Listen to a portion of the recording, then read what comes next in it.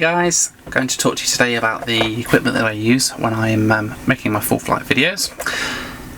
The question I get asked a lot of the time is what camera I'm using, what equipment I'm using, how I manage to film for 7 or 8 hours sometimes on the flights. So I'm going to give you a bit of an overview of the equipment that I use and how it's all set up. So most importantly, I guess, is the camera that I actually use to take the footage with. And for the most part, the window view footage that you see from my videos is shot with this. This is a GoPro Hero 4 Silver Edition. Quite a cool little camera. This is my second GoPro. I had a Hero 3 before this, and I love them. They're really compact little cameras and very adaptable with this. They have this mounting system that you see underneath here, which allows you to fasten it to the window. You can fasten it to the side of the seat, for example. I can use it in my car. I can use it on my drone quadcopter that I have as well, so I can send that up and get some footage with it. Really flexible little cameras. And obviously they're great fun as well, just with the family. If we go on holiday and stuff, we can use these as well. The camera itself, as you can see, is in this little frame. Now when you get the GoPro, it comes with this by default, which is like a waterproof case, and you've probably seen these quite a lot. Camera goes inside. I can show you this.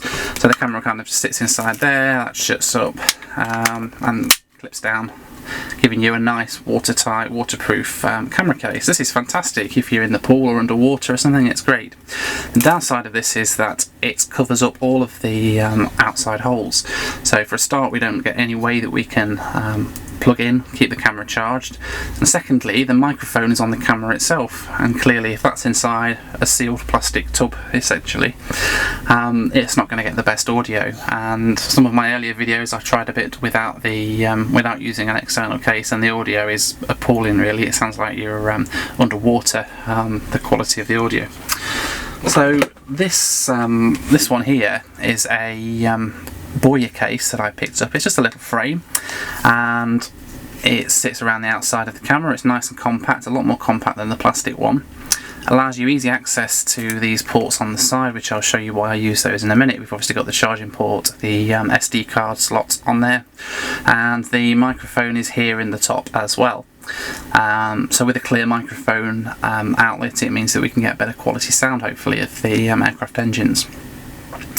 So the camera itself then, I have it mounted to this suction cup which I picked up off eBay. It was about a tenner or something off eBay, quite cheap. And as you can see, it's just a standard suction cup like what you get for your GPS in your car. It clips to the window, seals on, and I have this little adapter as well, this SP adapter, which I think cost me a few quid again off eBay, all bought over time. And that allows me to twist the camera around so it can stick to the window, and twist that round, change the angle of it, which is quite handy when you're on an aircraft. You don't necessarily want to be looking straight out. You might be sitting at the front of the plane and want to get a good view of the engine, so clip it on, twist it back so that you can see the aircraft engines a little bit clearer. So with all this basically sits to the aircraft window, and then gives us nice stable footage as we go through the course of the flight.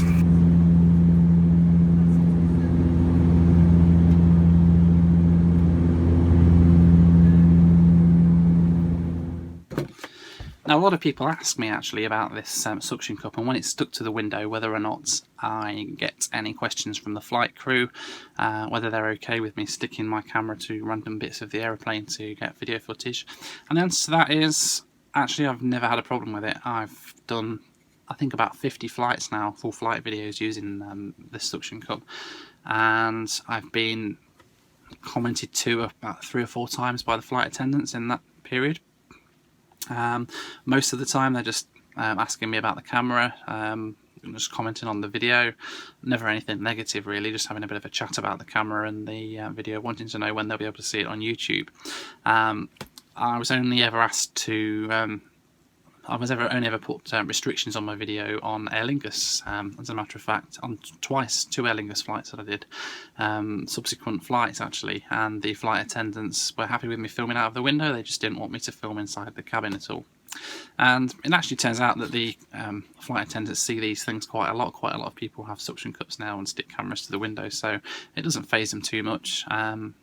You may get asked whether or not it has GPS on the camera. I've been asked that a couple of times just to make sure there's no Wi-Fi turned on or anything like that, and obviously the answer is no. It does have a Wi-Fi mode, but I don't use it at all on this camera because there's really no need to, and obviously there's no GPS installed on this thing at all.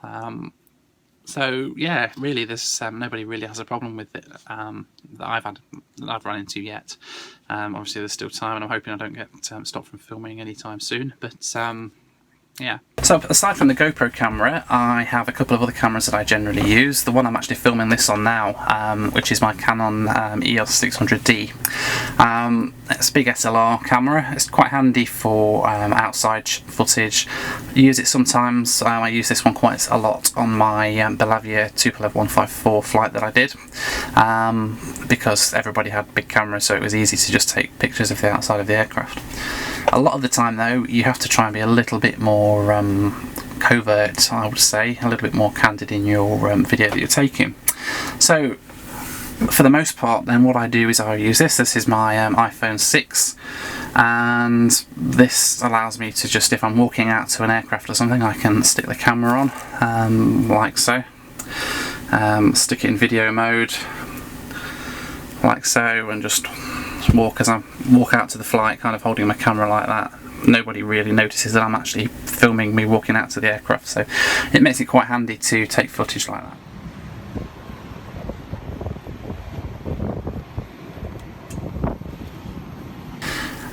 I've got another little camera as well, and it's a clone of the GoPro. Basically, it's a Chinese, like really cheap Chinese copy of the GoPro. It actually gives me quite good footage.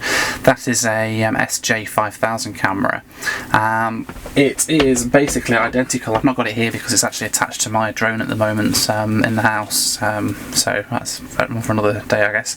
But it looks very similar to the GoPro, same size. It's black, and that allows me to get some quite nice covert footage as well. While I'm on the flight, I can film a little bit more at the inside of the aircraft. So the camera itself is not really any good without the storage that you are filming onto.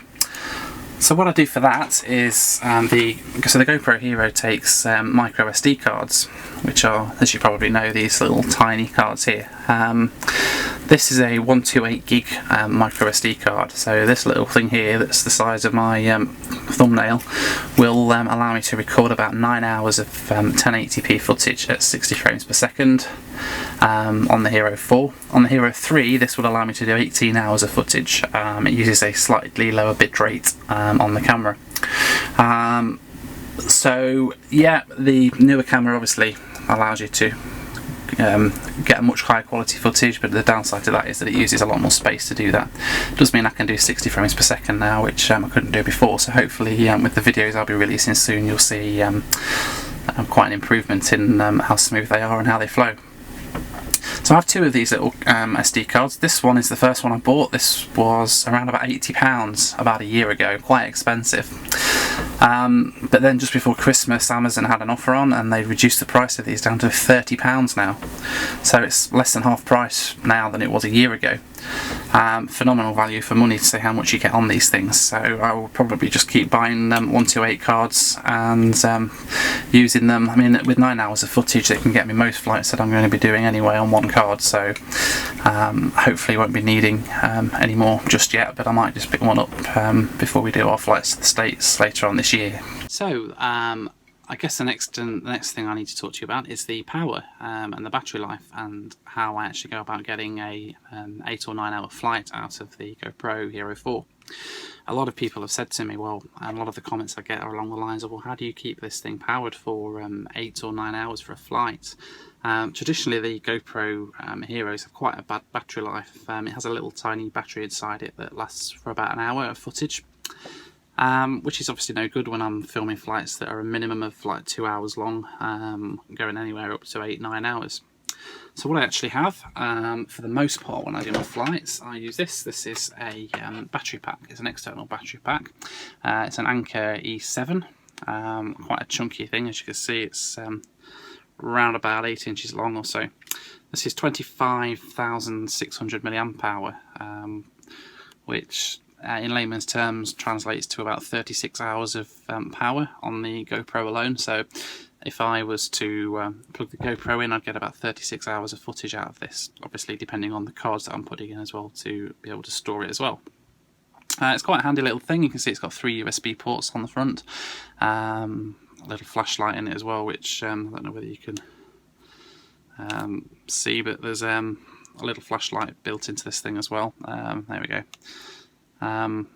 Which allows you to use that. I don't know why you'd want to use that, but it's quite a handy little device, really. Gives me quite a lot of power. I can charge the GoPro with this. I can charge my iPhone with it as well, should I want to, and any other devices that I feel that I'm carrying with me when you're away for 3 days. Obviously, it's nice to get a little bit of power. I've got another battery pack that I use as well. This is a just a little Xiaomi Chinese battery pack. This is only 10,000 milliamp hours, so what I'm actually doing with this now is using this to charge my phone and keep things like my phone charged up, and reserving the Anker E7 for the purposes of just keeping the camera charged. So that's how this is the external power I use, I guess.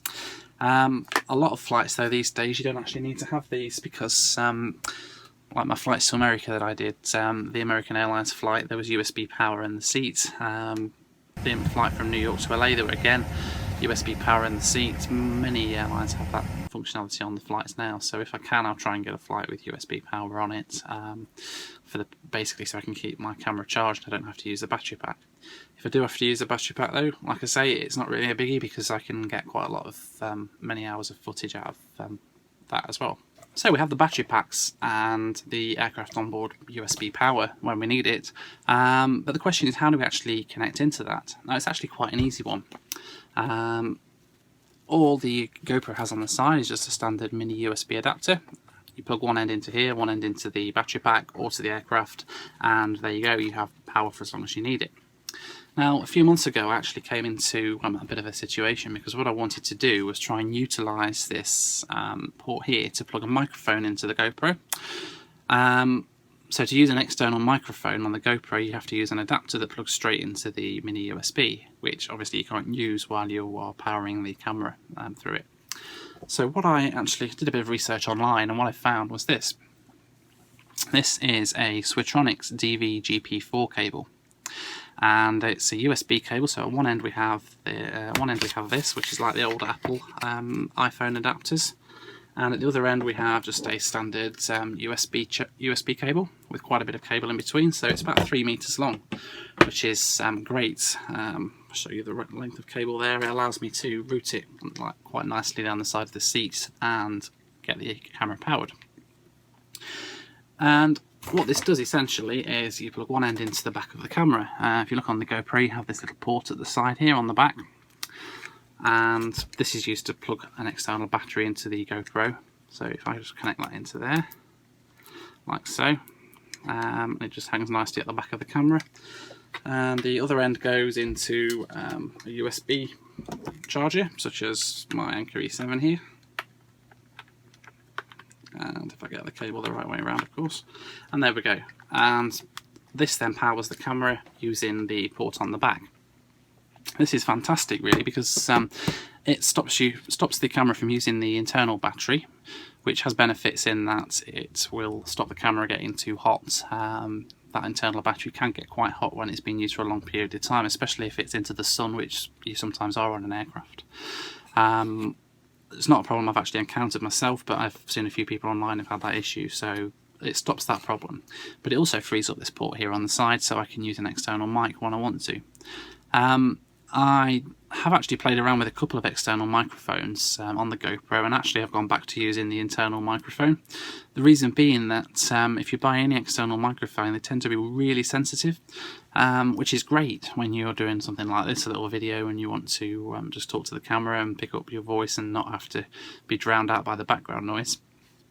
But on an aircraft that has problems, because the bass tones, basically the low end sound that you get on an aircraft, is quite deep, and it tends to blow out the audio, so you get quite a lot of crackling on it, which is really difficult to get around. So I've actually gone back just to using the internal microphone, to be honest, on this, and plugging in my standard mini USB cable to the side. it's a nice piece of kit, this cable, but it's not something that I tend to use that often. So there we have it. Hope you found this informative. A bit of an overview there of the equipment that I'm using and how I use it on the aircraft to bring you the full flight videos. I am going to do my next video is going to be actually about the settings that I use on the camera and how I go about using the different options, the different settings, the pros and cons I found of all the different settings on the camera. So I'll run through that in my next video for you. Also, I'll be doing a video about how I actually put the flights together on the PC with Premiere. That will be one of my next videos as well. So hopefully you will enjoy that one as well. So finally, guys, I just want to say thank you for watching this video. I appreciate you all watching it. If you have any comments, any questions regarding the video in this video, or indeed any of my videos, if you could just leave a comment in the comment section below, and I'll get back to you as soon as I can. And if you would mind giving me a like if you've enjoyed the video, please, and subscribing and sharing and everything else. I really appreciate you guys watching my videos, and I'll speak to you soon.